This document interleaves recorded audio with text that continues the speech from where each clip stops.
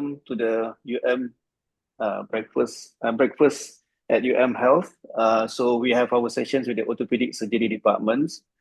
So I'm Dr. Nofaisal Yassin, the head of departments for orthopedic surgery, and today we have Dr. R.Y. on, who is our orthopedic surgeons specialized in hand surgery. So he's going to is actually he just joined us in 2024.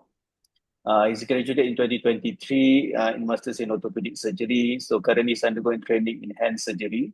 So he's going to talk about how to avoid seeing a hand surgeons based on the current ergonomics guidelines that he's been going through. So we're going to share his presentations. I think Dr. Awai on, you can start the presentations. Hi, good morning. Can I be heard? Yes, can. Okay, so I'll jump straight to it. Thank you for the kind introduction, and thank you, Wei Jin, for the good talk. I would like to also add that obesity increases your risk of carpal tunnel syndrome by about 3 times. So I will be seeing a lot of patients from your clinic also with carpal tunnel, I guess. So yeah, diving in. My topic is how to avoid seeing a hand surgeon like myself or the rest in my team. So I took a deep dive into ergonomics and how does this help in terms of interventions in preventing the common hand conditions. So just to begin, the hand unit these are the 4 common hand surgeries that we do throughout the year. We do a lot of carpal tunnel, and the second most common compressive neuropathy is a cubital tunnel. That one we do about 5 to 10 a year. We do a lot of dequavin stenosynovitis, and a vast majority, we do a lot of trigger fingers. So these are all the common hand conditions that we commonly operate on, and besides from trauma. But a lot of these actually can be treated conservatively. And a lot of times, the patients miss that window of opportunity where they could be treated conservatively, and a lot of ergonomic interventions could have been done in order for them to reduce their chances of ever having to go through surgery. So I took this deep dive into how to prevent all these conditions from getting worse. So getting the ball rolling with carpal tunnel syndrome. Just to remind ourselves, carpal tunnel syndrome is a compressive neuropathy happening in the carpal tunnel, which is at the wrist, and it affects the median nerve, which will innervate the radial 3.5 digits, so thumb until ring finger. In reality, no single patient will ever tell you that half of the ring finger is numb. So most of the time, they'll complain of 3 fingers, thumb to middle finger, or thumb to ring finger will feel numb. And they have symptoms which are divided into daytime symptoms and nighttime symptoms. The daytime symptoms are due to repetitive work using the hands. Then they'll get their paresthesia, tingling pain into the fingers. And at nighttime, they'll commonly complain of waking up in the middle of the night, complaining of numbness that wakes them up. So these are the symptoms that carpal tunnel syndrome patients have. And this is what a carpal tunnel surgery looks like. Even though it is a small incision, about 3 to 4 centimeters, it is still a surgery nonetheless. So if possible, we want to try to get patients away from ever needing surgery. So what's the prevalence of carpal tunnel syndrome? In the US and UK population studies, is estimated to be 3.7 to 7%. However, this is estimated to be severely underreported. So another study in Taiwan, which studied all the office workers in a hospital setting, found a 17% prevalence. And it could be thought that it's because the services were readily available in their center already. So a lot of the office workers there were already diagnosed early with carpal tunnel syndrome. And then another study involving dentists, so all the dentists in the whole Klang Valley area found that 37% of them had carpal tunnel syndrome. So it's very, very common. So what are the risk factors that lead to carpal tunnel syndrome? It's common knowledge that industrial workers, because they're doing a lot of heavy, repetitive use of the hands during their work, whether they're in the factory line or not, all these industrial workers do have a 2 times higher risk of developing carpal tunnel syndrome with exposure to non-neutral wrist positions. So I want you to try and remember this term, non-neutral wrist positions. We will come back to it later. So the industrial workers are at a higher risk of developing carpal tunnel syndrome. But what about the office workers?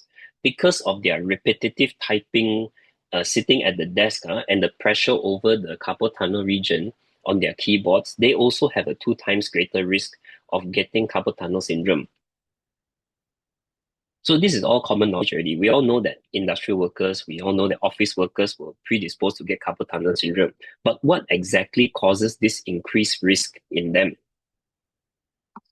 So I want to draw your attention to this paper. It is a very old but gold study by Kier and colleagues back in 2007. They inserted a percutaneous pressure gauge into the carpal tunnel in 37 healthy patients, the healthy subjects, and then put them into different risk positions and analyze the change in the carpal tunnel pressure. And the threshold limit is 30 millimeter mercury. How we know this is because patients with carpal tunnel syndrome consistently have a carpal tunnel pressure of 30 millimeter mercury or above, whereas a healthy individual has a normal carpal tunnel pressure of about 10 millimeter mercury only. So from this study, it shows that from flexion of about 45 degrees or 50 degrees and above, they get an increased carpal tunnel pressure. And from extension, 30 degrees of wrist extension already leads to increased carpal tunnel pressure that is significant, that will predispose to giving you a carpal tunnel syndrome. A lot of people downlook radial and ulnar deviation also. So radial and ulnar deviation actually, to a lesser degree of motion, causes increase in carpal tunnel pressure. So you'd see that ulnar and radial deviation beyond 20 degrees already increases your carpal tunnel pressure to a dangerous limit.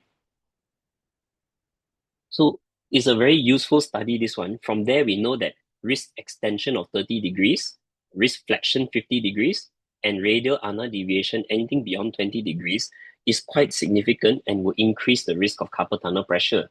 However, the limitations are slight wrist deviations are very difficult to visualize. It's very difficult to tell a patient, don't ulnar deviate your wrist more than 20 degrees. So there's some real world translation problems. So I try looking into guidelines of how we can actually um, advise our patients in order for them to prevent risk of getting carpal tunnel syndrome or worsening their carpal tunnel syndrome. I found this Cochrane Review guideline about ergonomic interventions in preventing upper limb and neck disorders among office workers.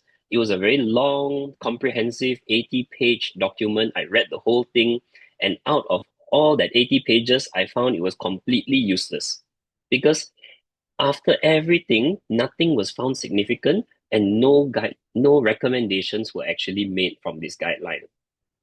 So, oops. So I had to dive a bit deeper. I looked around further in the literature for other guidelines, how we can try to ergonomically intervene. And surprisingly, it was an old paper that gave me the best results.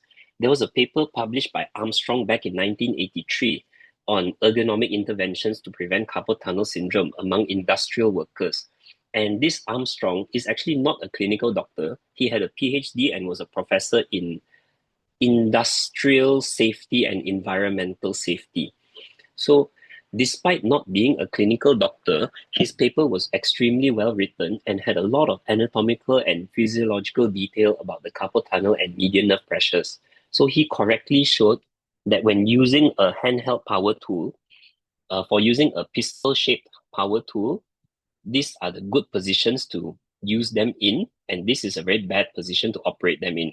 And essentially, what he's trying to say is you have to keep the wrist in neutral position. So, neutral position, non neutral position, very bad. And when you're operating a handheld power tool that is a rod shaped, what happens is they have to ulnar deviate the hand in order to use these power drills. So, that is bad. That is also bad because there's excessive ulnar deviation. And this is good. Again, same thing, keeping the wrist in a neutral position. He even described the shape of the grip of these handheld power tools and what is good. So he described that anything too small will lead to increased forces over the wrist and the carpal tunnel region. So anything less than 2.5 cm in diameter is bad. And he correctly stated also that a grip posture of the hand is 4 to 5 times more efficient power use compared to a pinch motion. So that also means that when workers have to pinch something to lift it up, the finger flexors have to work 4 to 5 times harder in order to do the same work because they're at a disadvantageous position. So he described that any handle for power tools had to have a tapered design.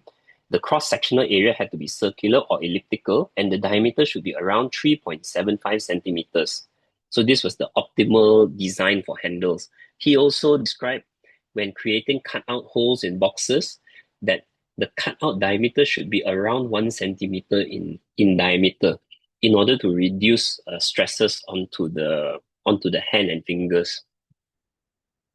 And then also for industrial workers who are doing a lot of reaching and grabbing items, again, same thing, keeping the wrist in a neutral position, all helps to reduce the carpal tunnel discomfort.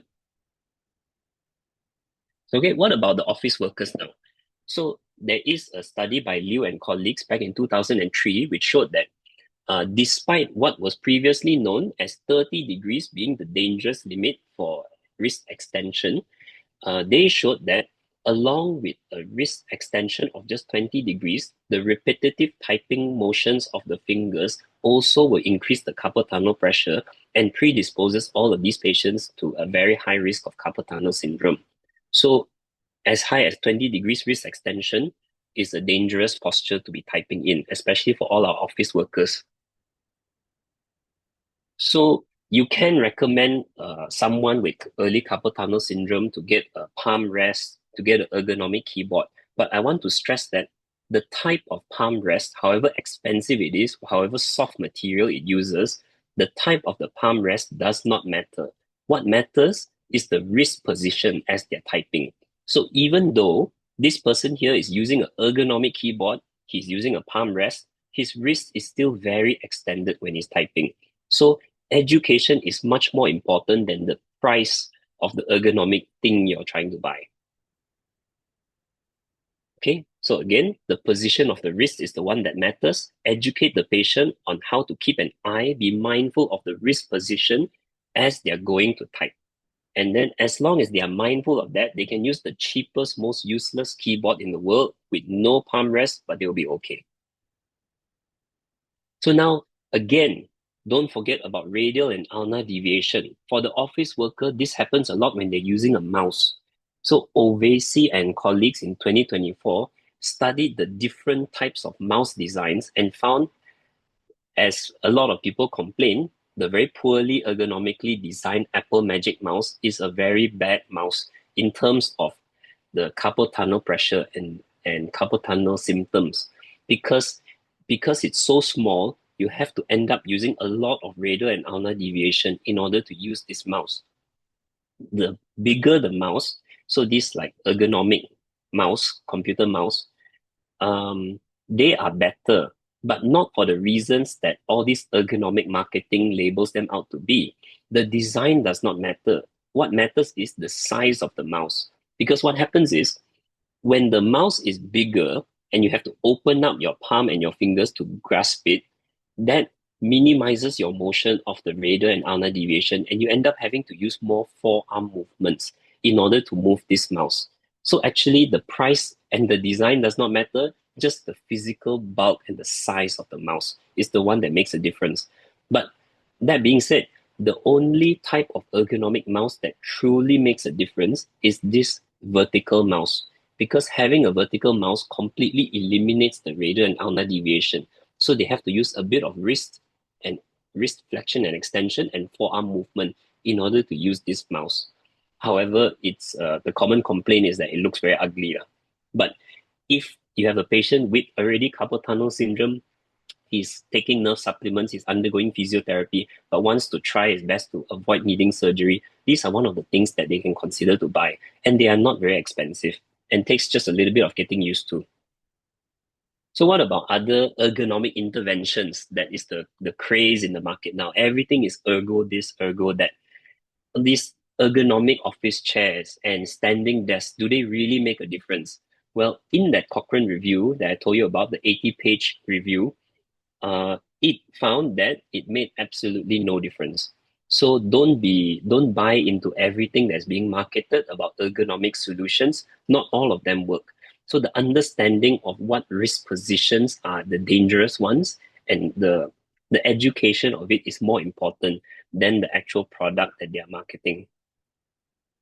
So, going back to the office workers, let's say they're stuck in the office chair, they have to type their documents for 4 to 5 hours, and you have to advise them to rest every now and then. They'll ask you, how long do I need to rest?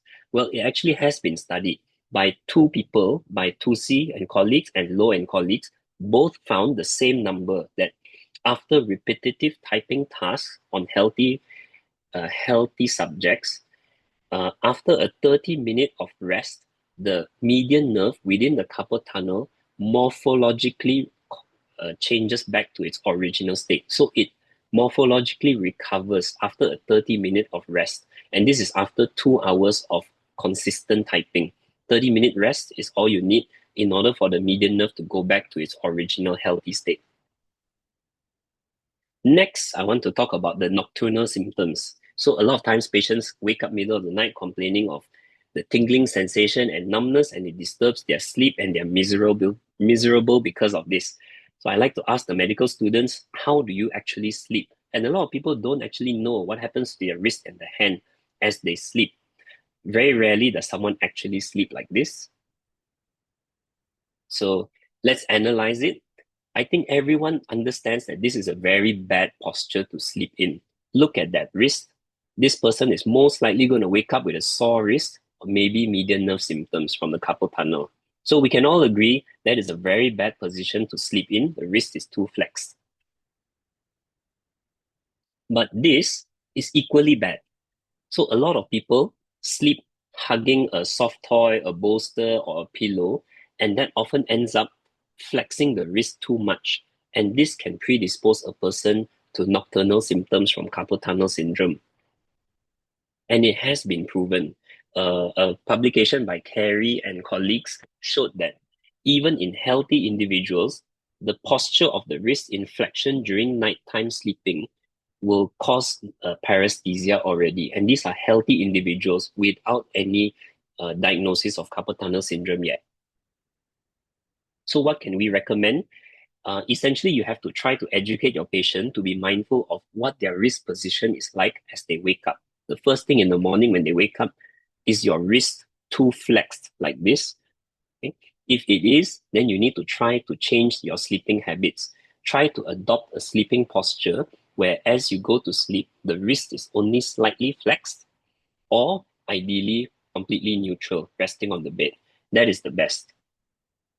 For people that like to sleep hugging something, actually the size of the item that you are hugging matters. So whether it's a bolster, a pillow, a soft toy, whatever it is, the larger it is, then your wrist does not have to flex so much to wrap around it and hug it. If it's a very small bolster, then your wrist has to flex a lot in order to hug that bolster closer to you. So the bigger the item you're hugging, the better. And also, look at this. The top wrist is only in slight flexion. The bottom wrist, when once the person goes to sleep, allows to fall back down to neutral position onto the bed. So this is a safe sleeping posture in terms of preventing carpal tunnel syndrome. This is a median nerve gliding exercise that me and my professor, Prof. Koo, has made and is soon to be published. We're still working on it, but it's coming soon. So these are the nerve gliding exercises that you can teach to a person, and it helps them to redistribute all the fluid within the carpal tunnel and median nerve to reduce their carpal tunnel pressure. So for carpal tunnel syndrome, for the workers, avoid prolonged high strain work, um, avoid non-neutral wrist positions, and 30 minutes of rest is good enough. For people sleeping, be mindful of the wrist positions, and these are the wrist positions that they should be worried about. Okay, now moving on to cubital tunnel syndrome. Cubital tunnel syndrome is the second most common compressive neuropathy that we encounter. It happens at the elbow, and it will cause numbness in the little finger and half of the ring finger. But the problem is, most of the time, at the elbow. Just to scare some patients, I like to show them how long a cubital tunnel surgery incision is. So it is not the same as a carpal tunnel incision, which is 3 to 4 centimeters. This one is about 12 to 15 centimeters long. It is a lot more bloody, it's a lot more painful compared to a carpal tunnel surgery. So this is a scare tactic to try to warn them that if they don't control their habits, they don't intervene early, they will end up needing a big surgery. Similar to the earlier paper about the wrist positions, this Gelberman and colleagues studied the different elbow flexion positions and the ulnar nerve pressure that happens with those positions, and found that anything more than 90 degrees of flexion, you significantly increase your pressure within the ulnar nerve itself. So avoid any repetitive manual heavy lifting where the elbow is constantly in a flexion more than 90 degrees. Another thing that I like to highlight is, what do you actually rest your elbows on when you're on the table? So a lot of people tell me that they rest their elbow on the olecranon, but it's not the case. Nobody actually rests their olecranon, the tip of the bone there, onto a hard surface. It's very uncomfortable. Most of the time, people will rest on the olecranon plus the medial epicondyle. So that whole area between those two surfaces is what everyone rests their elbow on the table with. And the problem is, that is where your ulnar nerve lies. So between your medial epicondyle and olecranon, your ulnar nerve sits there. And when you're resting your elbow on the table for a long time, you are actually directly putting pressure onto the ulnar nerve. It used to be an old mannerism teaching that no elbows on table. What they're actually trying to teach you is, besides having good manners, avoiding injuring your ulnar nerve at the cubital tunnel. So let's count here. There's 1, 2, 3, 4, 5 elbows on the table. 5 ulnar nerves that are crying out loud right now because they are being pressed on. So this in the office worker, this is a real patient I had who was an office worker, and he had a severe cubital tunnel syndrome, and he showed me this is how he would usually work in the office. His table was too short. He'll be typing for the whole day, and he will always rest his proximal forearm onto the edge, the corner of the table. So he needed quite a big cubital tunnel surgery. Another patient that I had was an architect, and he would spend 4 to 5 hours at a slanted table like this in order to do his drawings. And on the bottom of that slanted table is a stopper here, and he would always rest his elbow and his proximal forearm on that stopper over there. This person also needed surgery. So when recommending how to avoid, essentially just educate them where the ulnar nerve lies between the olecranon and the medial epicondyle. Avoid having pressure onto your elbow at that region. And when looking at your desk, consider having a corner desk, because a corner desk is really a game changer, because it allows your forearm to rest on the table instead of your elbow, and the elbows are allowed to be more extended compared to flexed. So a corner table really works wonders for preventing cubital tunnel syndrome. Now, what about the industrial workers? This paper by Mittinen, which was a Finnish paper, showed that industrial workers who are subject to a lot of repetitive heavy lifting, using a lot of power tools, those with smoking habits, and also prolonged exposure to excessive heat. All of these factors are significantly increasing their risk of developing cubital tunnel syndrome. So from this, they recommended for those manual laborers, a 5 to 10 minute rest for every hour of work. So that equates to about the same as what we learned from the median nerve. So if they're working for about 4 hours, then they should get about a 30-minute rest at the end of that 4 hours. And if that's not possible, at least a 30-second micro rest for every 20 minutes of heavy work. And of course, they advise to stop smoking and reduce heat exposure. This will all reduce your risk of getting cubital tunnel syndrome. So 10 minutes of rest for every hour, if not 30 seconds of rest for every 20 minutes. Next, other risk factors for cubital tunnel syndrome is Again, phone use and phone use lying in the bed. Let's break it down. So when you are sleeping, lying in the bed, a lot of people sleep with their elbows flexed a lot. So again, teach your patients, be mindful of the position of the elbow. This is if they're having cubital tunnel symptoms. Be mindful of your position of the elbow and try to sleep where your elbow is more straightened out, more extended compared to flexed. And this will avoid in further injuring your ulnar nerve at the cubital tunnel. Another thing is using the phone. In the modern age, a lot of this is caused by excessive use of the phone because what happens is when you hold your phone vertically up like this, your wrist is always in a more ulnar deviated position.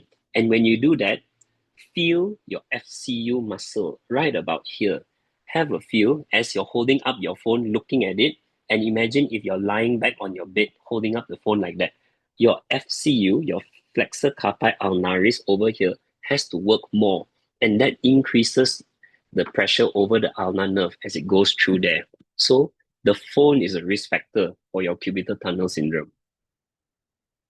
So again, education is important. Avoid more than 90 degrees flex position. Avoid direct pressure over the cubital tunnel. Have your forearms resting on the table instead of your elbows.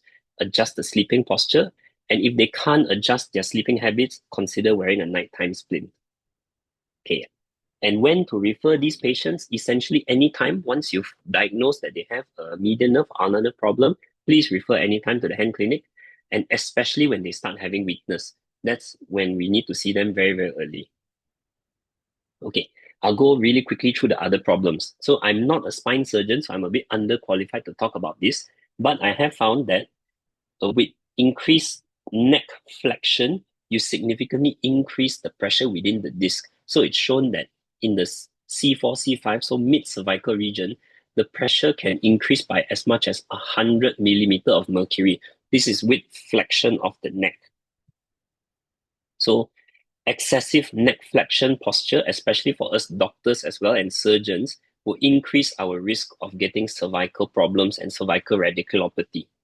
So this is a very bad posture to be operating for 3 to 4 hours on. And that is why some of us hand surgeons, we are starting to use ergonomic loops as well to take care of the neck posture. So a bit about dequavin stenosynovitis. These are all really quick.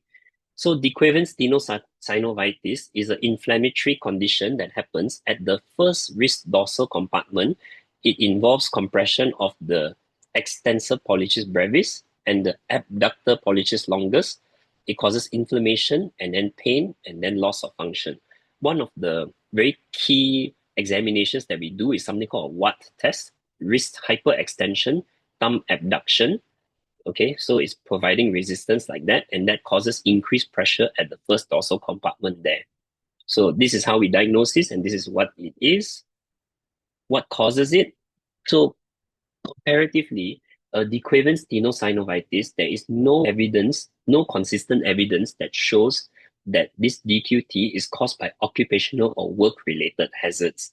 So in the topic of worker compensation, you'll be a bit hesitant to label a patient having dequavin stenosynovitis as being caused by their work exactly. So if it's not because of work, what is the risk factor then? The only true risk factor for dequavin stenosynovitis is actually pregnancy and the first year post-delivery for women. So it's thought to be because of the hormonal change. It increases the soft tissue edema, and especially it can happen at the first dorsal compartment. And also caring for a baby in the first year because of holding the child in awkward positions where the wrist is flexed and the thumb is heavily abducted to hold the baby up, or even holding the head like this, where look at the thumb position and the wrist flexion, that is similar to the Watt test position, how we do it. So that is increasing the pressure at the first dorsal compartment. So you would advise newly delivered mothers who are having dequavin stenosynovitis to try to scoop the head rather than grasp the head with your thumb like that. So another risk factor is again your phone, and especially single hand thumb typing. This increases the pressure in your first dorsal compartment. Look at that EPB. Try to play it again. Have a look at that EPB.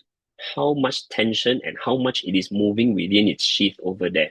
So this is how you can increase your chances of getting a dequavance. And everyone does this. This is my hand, by the way. So again, is how you hold the phone. If you're holding the phone horizontally, the tendency is to have your thumb on the bottom and look at the position of your thumb and wrist. When you do that, there's going to be increased pressure at the first dorsal compartment. It is the same as doing a Watt test on yourself. Oops, sorry. Okay, really quickly on trigger finger. Trigger finger is the most common surgery that we are doing in the hand unit here. It is again a stenosing tenosynovitis involving the A1 pulley, and it leads to pain and triggering. Patients will complain of locking, where sometimes it just snaps by itself. Sometimes they have to use the other hand to release it, and very rarely it's stuck there permanently and they can't even release it. So this can be quite a distressing condition. A trigger finger is a lot more multifactorial. It is less occupational hazard and actually is a fibrous metaplasia, and there's a lot of risk factors involved, such as diabetes, obesity, previous history of carpal tunnel release.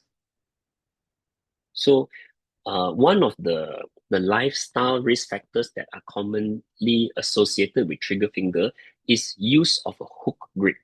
So especially for people who are carrying heavy bags of groceries or a heavy handbag, this hook grip position will significantly increase the flexor tendon AP and radial ulnar diameter during a hook grip.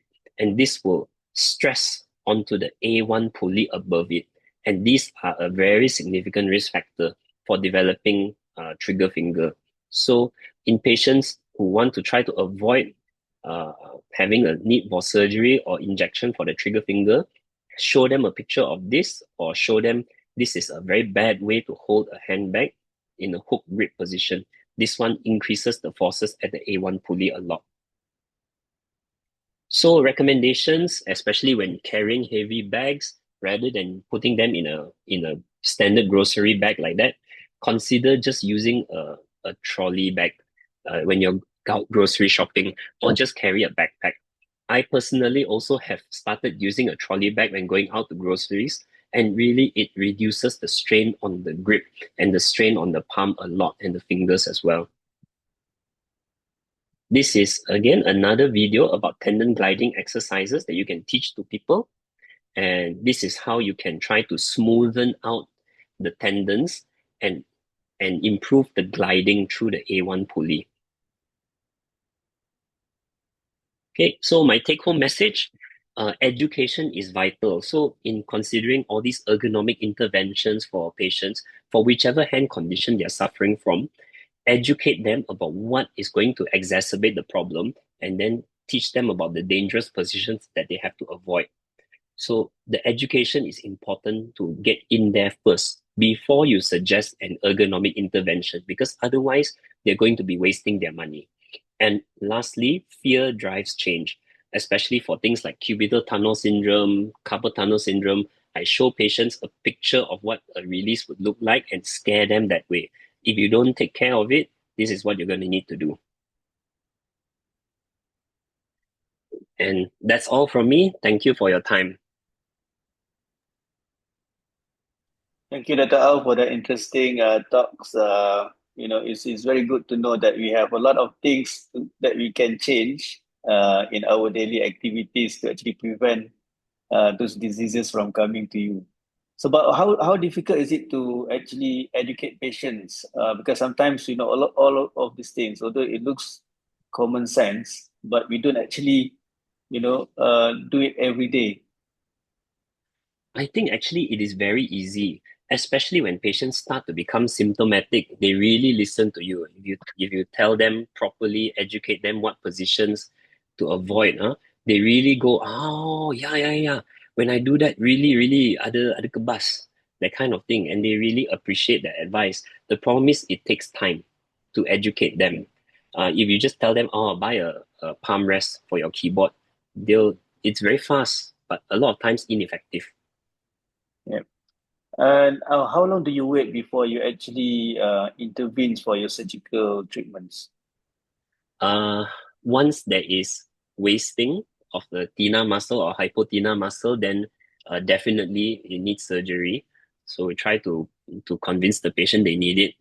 If not, once there's significant weakness, uh, and then the next factor is failed conservative.